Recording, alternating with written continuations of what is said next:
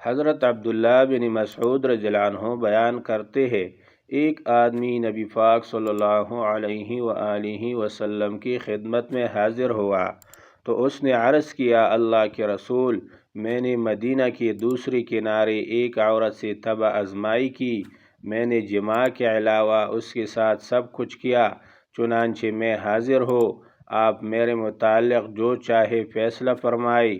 عمر رضی اللہ عنہ نے اسے کہا، اللہ نے تمہاری پردہ پوشی کی تھی، کاش کہ تم بھی اپنی پردہ پوشی کرتے۔ راوی بیان کرتے ہیں، نبی پاک صلی اللہ علیہ وآلہ وسلم نے اسے کوئی جواب نہ دیا اور وہ آدمی کھڑا ہوا اور چلا گیا۔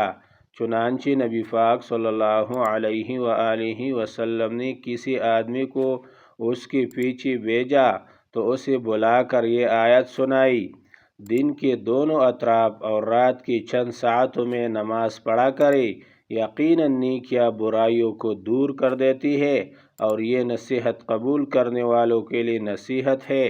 حاضرین میں سے کسی نے عرض کیا، اللہ کے نبی، یہ اس کے لیے خاص ہے؟